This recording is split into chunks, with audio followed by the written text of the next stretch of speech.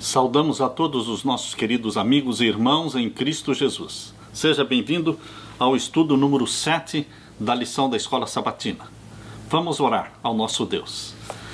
Pai querido que estás nos céus, com alegria nos aproximamos do teu trono de graça para te adorar, para buscar intimidade contigo, buscar o batismo do Espírito Santo para mim e para os meus irmãos. Derrama sobre nós o Espírito Santo ao abrirmos a Tua Palavra, que o Senhor fale ao nosso coração. Em nome de Jesus. Amém. Segredos para a unidade familiar. O que Deus mais quer é a união entre nós. União na igreja, união na família, entre marido e esposa, união entre pais e filhos. Porque unicamente através da união é que vamos mostrar ao mundo que Jesus Cristo é o Salvador. A união entre nós é um sermão que fala mais alto do que qualquer outro sermão pregado nos púlpitos. Na parte de domingo, Cristo o centro. Se Jesus não for o centro, não haverá unidade na igreja, não haverá união na família. Jesus tem que ser o centro. Eu tenho observado que as diferenças de temperamentos entre marido e esposa se tornam um grande problema quando não existe comunhão com Jesus Cristo. Eu já tenho percebido que quando marido e esposa oram juntos, abraçadinhos um no outro, eles oram pela manhã, eles oram à noite, abraçados, um orando pelo outro, queridos, tudo será resolvido com amor, com bondade, com compreensão, com tolerância, porque somente Jesus pode unir homens e mulheres de temperamentos e de criações e de ambientes e de culturas diferentes, mas uni-los harmoniosamente. Quando nós amamos a Jesus, nós amamos o nosso próximo. Quando nós amamos a Jesus, nós amamos o nosso cônjuge. Nós somos tolerantes com o nosso cônjuge. Mesmo quando eles erram, nós somos tolerantes porque nós temos amor, nós temos misericórdia, nós temos perdão. É tudo isso que nós aprendemos de Jesus. Abra sua Bíblia em Efésios capítulo 2.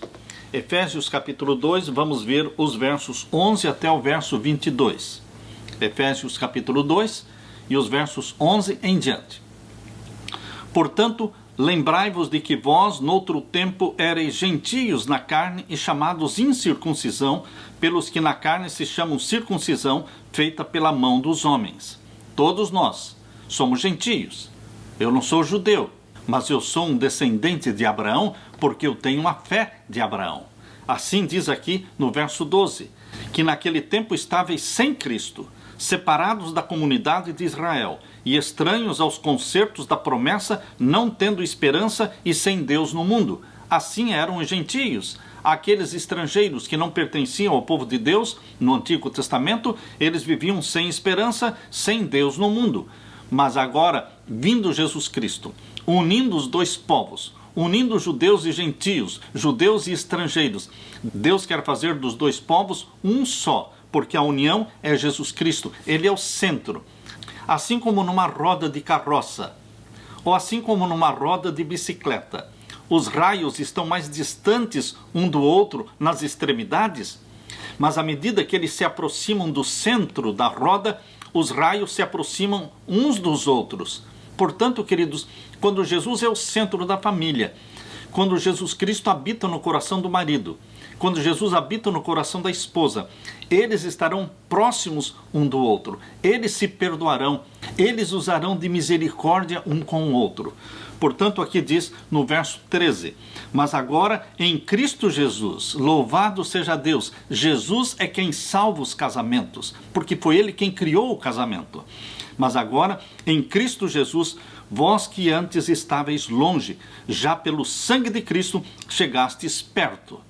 Porque Ele é a nossa paz. Jesus é a paz na igreja.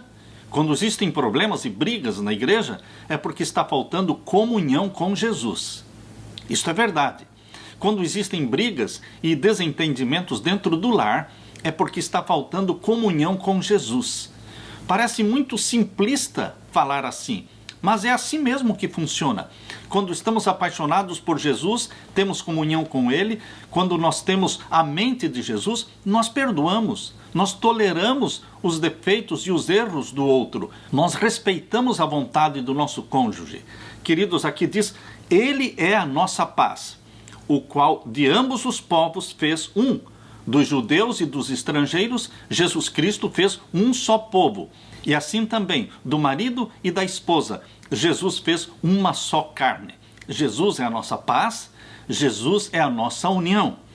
Porque Ele é a nossa paz, o qual de ambos os povos fez um, derribando a parede de separação que estava no meio. Jesus derrubou a parede de separação que existia no pátio do templo. No pátio do templo existia uma parede que separava judeus e gentios. Os gentios, os estrangeiros, poderiam vir até ali, não poderiam passar aquela parede de separação.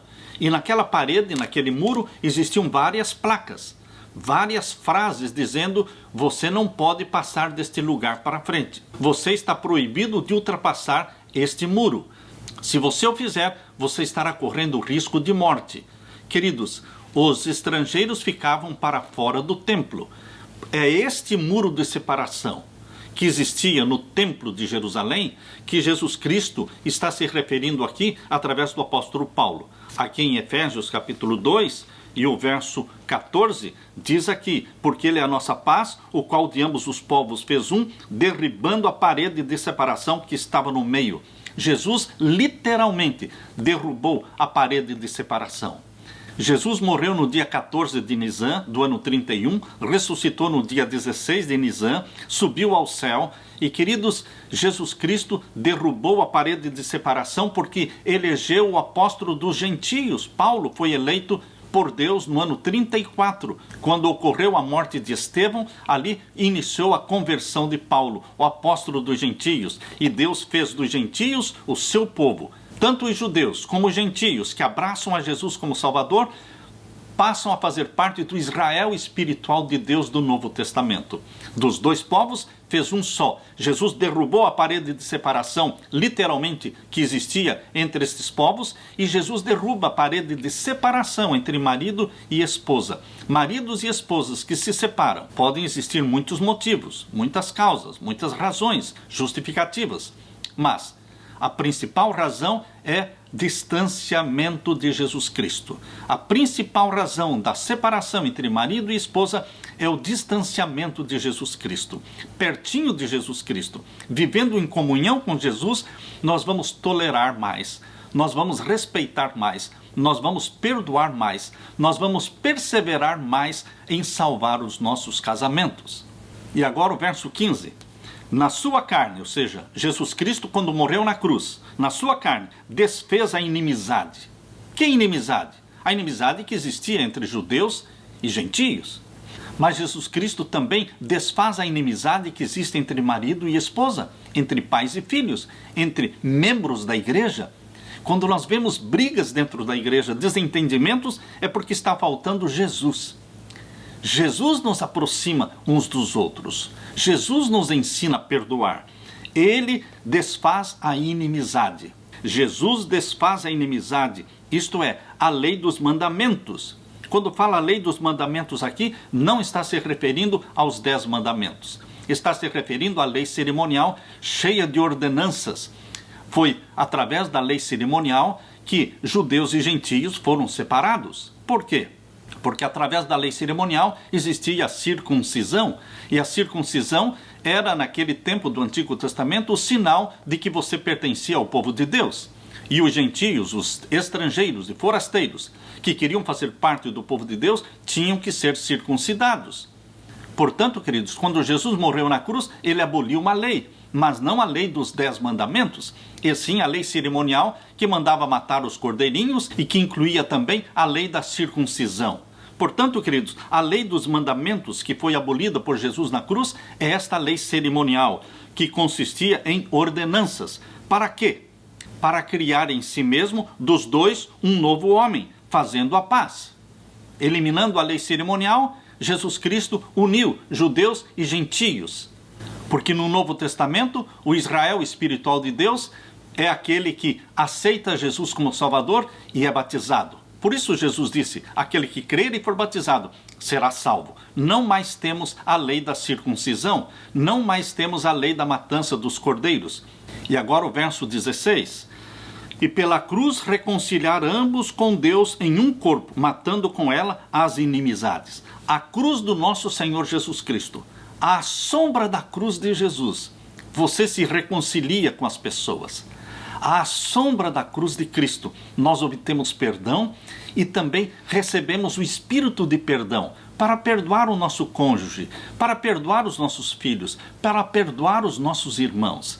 É à sombra da cruz de Cristo, pela cruz reconciliar ambos com Deus em um corpo, que é o corpo da igreja. O corpo espiritual de Cristo é a igreja, matando com ela as inimizades.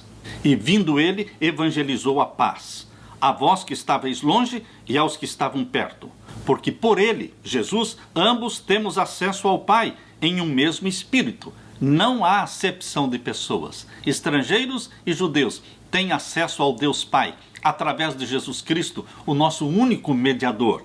E o verso 19, assim que já não sois estrangeiros nem forasteiros, mas concidadãos dos santos e da família de Deus. Que privilégio! Você, pelo sangue de Jesus Cristo, se torna parte, membro da família de Deus. Concidadão dos santos, membro da família celestial. Edificado sobre o fundamento dos apóstolos e dos profetas, de que Jesus Cristo é a principal pedra de esquina. Estamos construídos, estamos alicerçados nesta pedra angular, na rocha eterna, que é Jesus Cristo. Neste livro, Obreiros Evangélicos, na página 46, nós lemos: Cristo não conhecia distinção de nacionalidade, posição ou credo. Os escribas e fariseus desejavam fazer dos dons celestes um privilégio local e nacional e excluir o resto da família de Deus no mundo. Porém, Cristo veio derribar todo o muro de separação. Aleluia, queridos! Você, membro da Igreja Adventista, você católico, você da Assembleia de Deus, ou metodista, ou batista, Jesus Cristo veio para nos unir na mesma fé, na mesma bendita esperança da segunda vinda de Jesus Cristo, quando seremos arrebatados para vivermos com Jesus Cristo no céu. A vida de Cristo estabeleceu uma religião em que não há castas. A religião em que judeus e gentios, livres e servos, são ligados numa fraternidade comum, iguais perante Deus. Conquanto Jesus fosse judeu, Jesus se associava sem reserva com os samaritanos. Jesus aceitou a hospitalidade desse povo desprezado. Dormia com eles sob o seu teto, comia à mesa deles, compartilhando da comida preparada e servida por suas mãos. Ensinava em suas ruas e tratava-os com a maior bondade e cortesia. Queridos, essa mensagem de que Cristo é o centro é uma mensagem de reconciliação. Reconciliação de povos, reconciliação de irmãos, reconciliação de cônjuges. Que Cristo Jesus seja o centro do seu lar. Aleluia. Na parte de segunda-feira, tornando-nos um por meio do seu amor. Só o amor de Deus pode fazer o milagre da nossa transformação.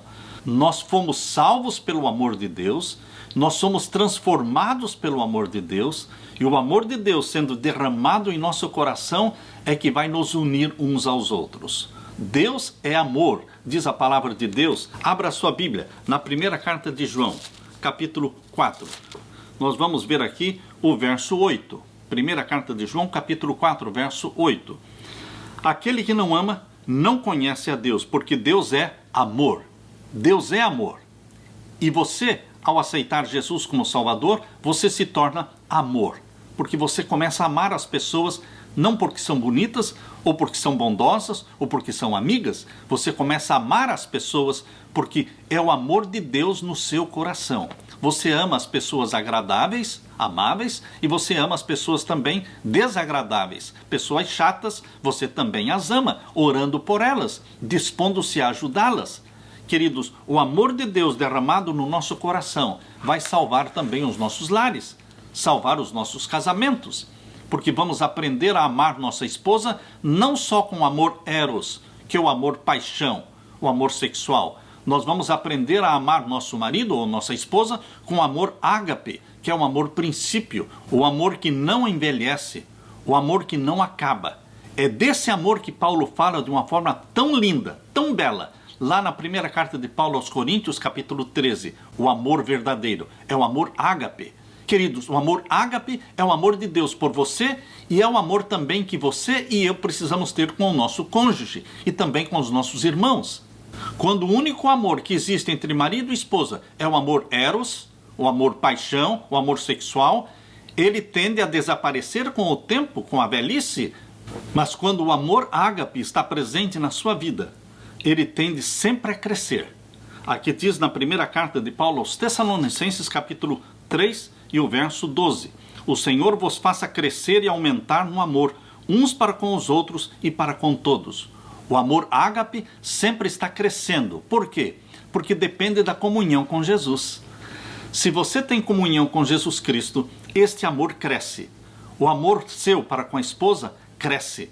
É esse amor que produz a união. Em João 17, verso 22, e eu dei-lhes a glória que a mim me deste, para que sejam um, como nós somos um. Assim como existe uma unidade do Pai e o Filho, assim deve existir uma unidade entre os irmãos da igreja e também entre marido e esposa. E lemos também no verso 23, e eu neles e tu em mim, para que eles sejam perfeitos em unidade, para que o mundo conheça que tu me enviaste a mim e que os tenha amado a eles como me tens amado a mim. O mundo vai crer que realmente Jesus é o nosso Salvador quando nós nos amarmos uns aos outros. Porque o verso 21 diz exatamente isso, verso 21, para que todos sejam um, como tu, ó Pai, o és em mim e eu em ti, que também eles sejam um em nós, para que o mundo creia que tu me enviaste. Não tem como pregar a salvação em Jesus Cristo se vivemos desunidos, em críticas, em brigas, em acusações uns com os outros. Portanto, dentro da igreja, dentro do lar, precisa ter o amor ágape, que nos une uns aos outros. Agora abra a sua Bíblia em João capítulo 13. João capítulo 13 e vamos ler os versos 34 e 35. João capítulo 13 e os versos 34 e 35. Um novo mandamento vos dou, que vos ameis uns aos outros, como eu vos amei a vós, que também vós uns aos outros vos ameis. Nisto todos conhecerão que sois meus discípulos, se vos amardes uns aos outros. Queridos, no sermão profético feito por Jesus Cristo em Mateus capítulo 24, os discípulos perguntaram para Jesus Cristo: qual será o sinal da tua vinda? Isto está em Mateus 24, verso 3. Jesus deu inúmeros sinais que mostrariam a proximidade do fim. Porém, queridos, o sinal que mais me chamou a atenção não são terremotos e guerras e violência e fomes e pestes. O sinal que mais me chamou a atenção está em Mateus 24, verso 12. Mateus capítulo 24 e o verso 12. Abra sua Bíblia e vamos ler Mateus 24 e o verso 12. Aqui Jesus Cristo falou: e por se multiplicar o pecado, o amor de muitos esfriará. Um dos sinais do fim é a multiplicação do pecado, é a hibernação do amor. Pela multiplicação do pecado, existirá o congelamento do amor. Queridos, Jesus tocou na nossa ferida. Esse sinal do tempo do fim tem tudo a ver com a nossa condição espiritual.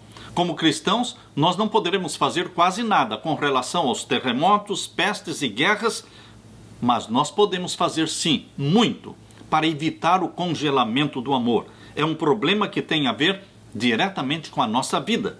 Nós nos tornamos um através do amor de Deus, não do amor próprio. O amor próprio é um amor egoísta. O Evangelho da Nova Era tem dado uma ênfase no mundo todo sobre o amor próprio. O ame-se a si mesmo. É uma ênfase no amor egoísta que não precisa ser ensinado a ninguém porque já nascemos com ele. Ele faz parte da nossa natureza. Jesus quer tirar o foco do amor a nós mesmos para colocar o foco no amor a Deus e no amor ao próximo. O Evangelho da Nova Era tem distorcido o ensinamento de Jesus Cristo que está em Mateus capítulo 22, versos 37 a 40.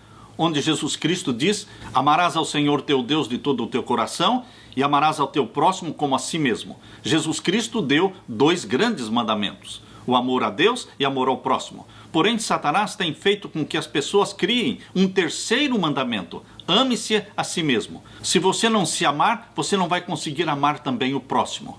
Queridos, não foi isso que Jesus falou.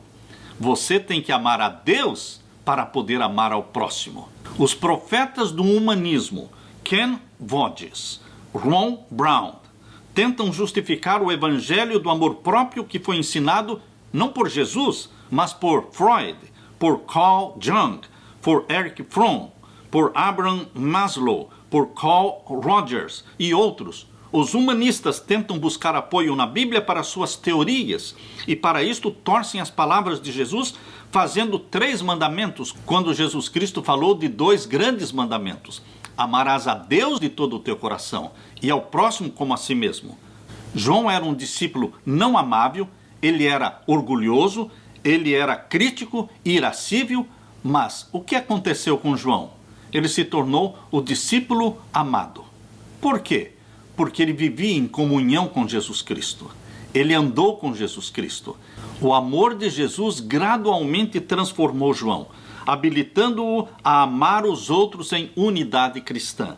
Ele escreveu, o próprio João escreveu: nós amamos porque ele nos amou primeiro. E se Deus de tal maneira nos amou, devemos nós também amar uns aos outros. 1 João capítulo 4 e o verso 19 e verso 11. Queridos, é esse amor ágape, o amor que vem de Deus e que é derramado no seu coração através do Espírito Santo. É esse amor que nos faz corteses, bondosos. Aqui no livro Obreiros Evangélicos, na página 122, nós lemos: a religião de Cristo abranda quanto há de duro e rude num temperamento, suaviza tudo que é áspero e escabroso nas maneiras, torna as palavras brandas e atraente a conduta. O cristão bondoso, cortês, é o mais poderoso argumento que se pode apresentar em favor do cristianismo.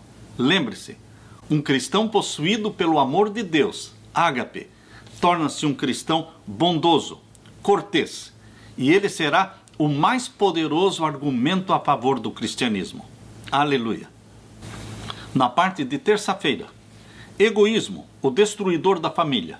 Você sabia que o amor próprio é um amor egoísta? O amor próprio é aquele que põe você em primeiro lugar. É aquele que pensa no que você vai comer, naquilo que você vai vestir. O amor próprio é aquele que coloca você na frente dos outros. Por isso, queridos, esse tipo de amor, dentro da igreja ou dentro do lar, se torna destruidor. No livro Primeiros Escritos, na página 119, nós lemos: se o orgulho e o egoísmo fossem postos de lado, 5 minutos bastariam para remover a maioria das dificuldades. 5 minutos seriam suficientes para remover a maioria das dificuldades, se o orgulho e o egoísmo fossem colocados de lado. Mas muitos estão pensando em si mesmos. Os amantes de si mesmos, eles repetem: eu tenho direito de ser feliz.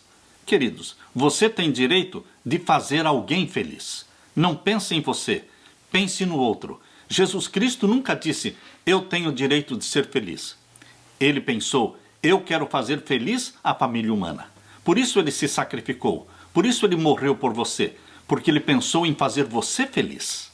Eu convido você para ler comigo a segunda carta de Paulo a Timóteo. A segunda carta de Paulo a Timóteo, capítulo 3. Abra sua Bíblia.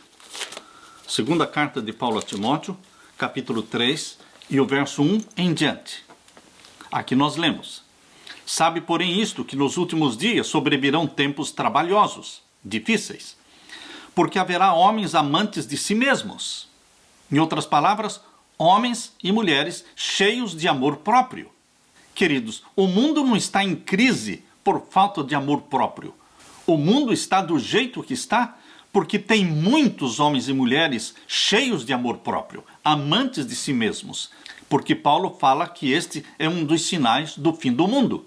Porque haverá homens amantes de si mesmos, avarentos, presunçosos, soberbos, blasfemos, desobedientes a pais e mães, ingratos, profanos. Por quê? Só pensam em si mesmos. Eu tenho o direito de ser feliz. E o verso 3 diz, sem afeto natural. Eles têm afeto para si mesmos, mas eles não têm afeto para com o pai, com a mãe, com o seu próximo. Sem afeto natural. Irreconciliáveis. Não conseguem reconciliação na igreja. Não conseguem reconciliação dentro do lar. Por quê? São amantes de si mesmos. Pensam neles. Eu em primeiro lugar, eu em segundo lugar, eu em terceiro lugar. E aqui diz, são caluniadores, incontinentes, cruéis, sem amor para com os bons. Por que é que eles não têm amor para com os bons? Porque eles só pensam neles. Verso 4, traidores, obstinados, orgulhosos, mais amigos dos deleites do que amigos de Deus. Percebam, o orgulho e o egoísmo, o amor próprio, tudo isto é causa de desunião, de destruição na família. E aqui diz o verso 5, tendo aparência de piedade. Eles querem dar uma aparência de piedade. Eles querem dar uma aparência de cristianismo no mandamento ame-se a si mesmo. Mas não, queridos. O mandamento de Jesus é ame a Deus de todo o teu coração e ame ao próximo. Mas como eu posso amar o próximo? Desse jeito que você se ama tanto, colocando sempre o eu em primeiro lugar, sempre buscando satisfazer sua fome e vestir o seu corpo, pense também no seu próximo, em dar de comer a ele, em vestir o seu próximo. Aqui diz no verso 5 que estes amantes de si mesmos, eles têm uma aparência de piedade, ou seja, eles querem dar uma conotação cristã para o mandamento ame-se a si mesmo. Mas, queridos, ele não veio de Jesus Cristo. E o verso 5 termina dizendo, destes afasta-te. No livro Testemunhos Seletos, volume 2, página 190, falando sobre o egoísmo, o amor próprio, a serva de Deus fala, uma vida de egoísmo é uma vida cheia do mal. Aqueles cujo coração se acha cheio de amor a si mesmos, armazenarão maus pensamentos para com seus irmãos. Quem armazena maus pensamentos em relação aos irmãos? Aqueles que são cheios do amor a si mesmos. Falarão contra os instrumentos de Deus. Que todo aquele que professa seguir a Cristo estime-se em menos e aos outros em mais. Vou repetir. Que todo aquele que professa seguir a Cristo estime-se em menos e aos outros em mais. Testemunhos Seletos, volume 2, página 190. Leia também 1 João capítulo 4, verso 20 e 21. 1 João capítulo 4, verso 20 e 21. Se alguém diz, eu amo a Deus, e aborrece ao seu irmão, é mentiroso. Pois quem não ama o seu irmão ao qual viu, como pode amar a Deus a quem não viu? E dele temos este mandamento, que quem ama a Deus, ame também ao seu irmão. Quem ama a Deus, ama ao seu próximo. Quem ama a Deus, ama ao seu próximo. Não é quem ama a si mesmo, ama ao seu próximo. É quem ama a Deus, ama o seu próximo. E quem ama a Deus, guarda os mandamentos de Deus, que não são pesados. Diz aqui o capítulo 5, verso 2. Nisto conhecemos que amamos os filhos de Deus, quando amamos a Deus e guardamos os seus mandamentos. Jesus era a abnegação em pessoa. Abra sua Bíblia e vamos ler lá em Filipenses capítulo 2. Filipenses capítulo 2 e os versos 3 em diante. Filipenses capítulo 2 e os versos 3 em diante. Aqui nós lemos: nada façais por contenda. Dentro da igreja, dentro do lar, não faça nada por briga. Nada façais por contenda ou por vanglória. Não faça nada para aparecer, para dizer eu fiz, mas por humildade. Queridos, a marca da humildade, este selo da humildade tem que estar marcando a sua vida dentro do lar e dentro da igreja. Cada um considere os outros superiores a si mesmos. Geralmente nós respeitamos os nossos chefes. Queridos, se você olhar para o seu próximo como superior a si mesmo, ou seja, ele não é superior a você, mas se você olha para ele como se fosse o seu superior, você o respeitará mais facilmente. Por isso está dizendo, cada um considere os outros superiores a si mesmo. Agora diz o verso 4, não atente cada um para o que é propriamente seu. Não coloque o eu em primeiro lugar, o que eu gosto, o que eu quero.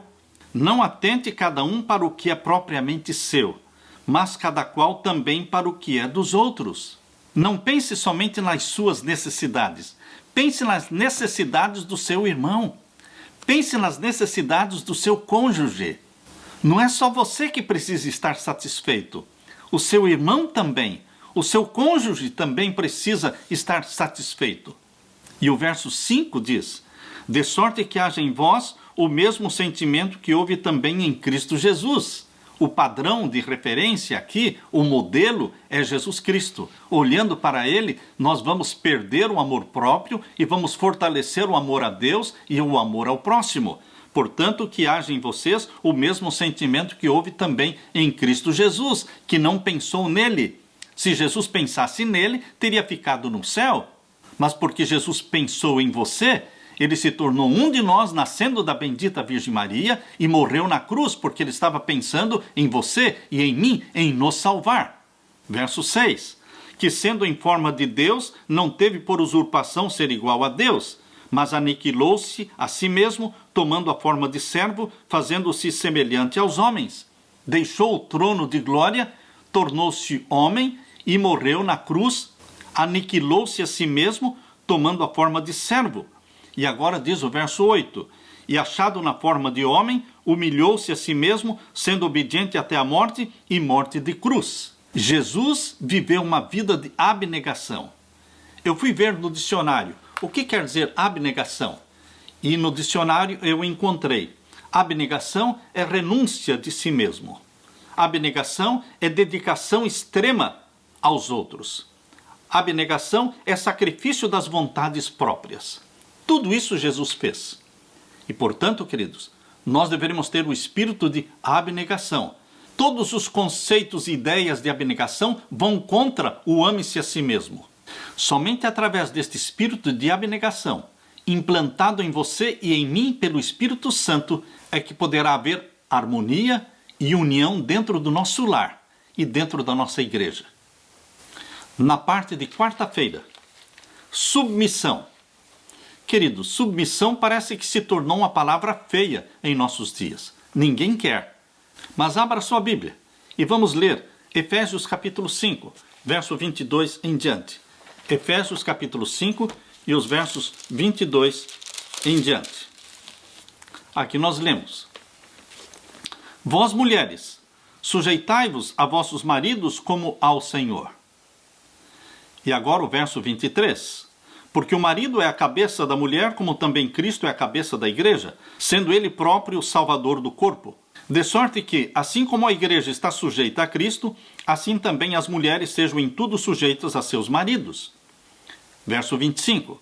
Vós, maridos, amai vossas mulheres, como também Cristo amou a igreja, e a si mesmo se entregou por ela, para a santificar, purificando-a com a lavagem da água pela palavra, para apresentar a si mesmo igreja gloriosa, sem mácula, nem ruga, nem coisa semelhante, mas santa e irrepreensível. Foi de Jesus Cristo a ideia e o desejo de tornar a sua igreja sem mácula, nem ruga, mas santa e irrepreensível. É da vontade e do desejo do marido cristão fazer com que a sua esposa se torne cada vez mais bela, mais conservada, mais linda, porque todos temos que concordar que a beleza da esposa depende muito dos bons tratos do marido. O exemplo aqui, queridos, é assim como Jesus Cristo trata bem a sua igreja, cuida dela, preserva-a, assim também o marido deve tratar bem a esposa, cuidar dela, preservá-la, respeitá-la, edificá-la. A palavra submissão se torna uma palavra indesejável quando o homem é machista. Mas também, queridos, a palavra submissão é insuportável quando a mulher é feminista. Eu quero dizer para você, meu querido amigo, que na Bíblia não existe machismo, não existe feminismo. Na Bíblia existe a palavra de Deus. Deus criou o homem e a mulher, dando para ele e para ela funções diferentes dentro do lar. Eu quero ler para vocês o que está escrito aqui no livro Lar Adventista, na página 114 em diante. É o capítulo 17 do Lar Adventista. As duas pessoas que unem seus interesses para a vida irão ter características distintas e responsabilidades individuais. O marido deve fazer que a esposa saiba que ele aprecia o seu trabalho. Deixe, querido marido, que a sua esposa saiba que você aprecia o trabalho dela. A esposa deve respeitar o marido deve amar sua esposa e mostrar desvelo por ela. Na página 115, Ellen White comenta o texto de Efésios capítulo 5, verso 22. Mulheres, sujeitai-vos aos vossos maridos. Ela diz assim: se esta injunção, se esta ordem terminasse aqui, poderiam dizer que a posição da esposa não é nada invejável. É uma posição difícil e probante em muitos casos, e seria melhor que houvesse menos casamentos. Está percebendo? Se a Bíblia terminasse ali, mulheres, sujeitai-vos aos vossos maridos, se a Bíblia terminasse exatamente aqui, Ellen White está dizendo que a posição da mulher, da esposa, não seria nada invejável. É uma posição difícil e seria melhor que houvesse menos casamentos. Graças a Deus, queridos, a Bíblia não para ali. Ela continua. Muitos maridos ficam nas palavras: mulheres, sujeitai-vos a vossos maridos. Ficam só repetindo isso. Mas leiamos a conclusão da mesma ordem. Efésios 5:22 termina com a frase: mulheres, sejam submissas aos vossos maridos como ao Senhor. Esta frase, como ao Senhor, faz toda a diferença. Deus pede que a esposa conserve o seu amor e a sua glória sempre diante de si. Total submissão só ao nosso Senhor Jesus Cristo.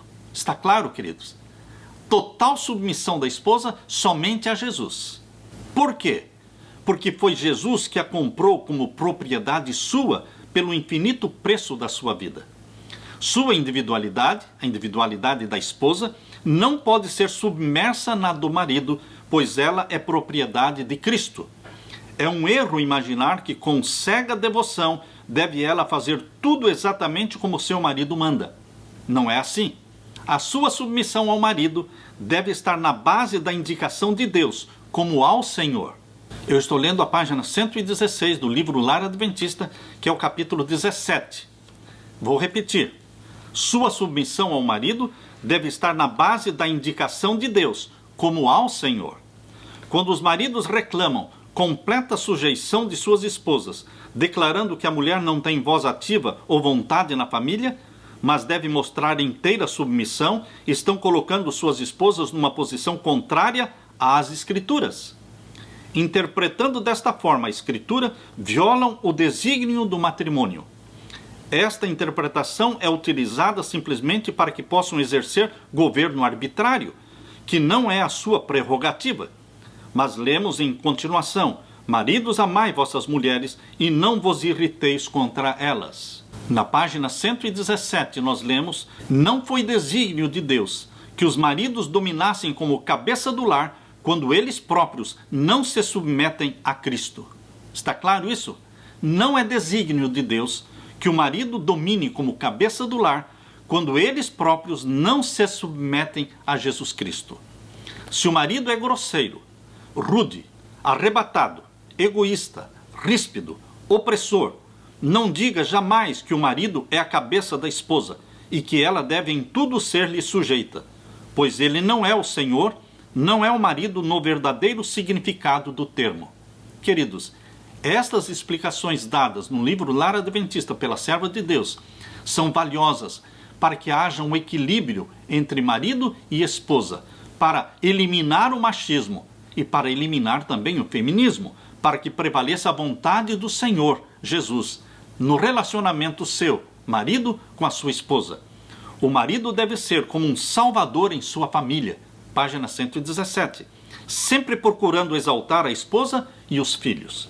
Na página 118 nós lemos: se um erra, o outro exercitará tolerância cristã em vez de repelir com frieza.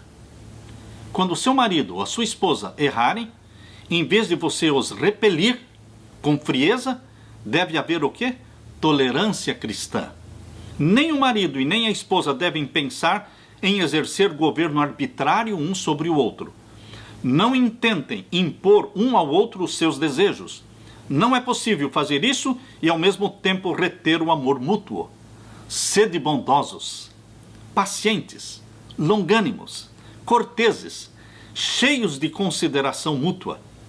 No casamento, os homens e mulheres, algumas vezes, se comportam como crianças indisciplinadas e perversas.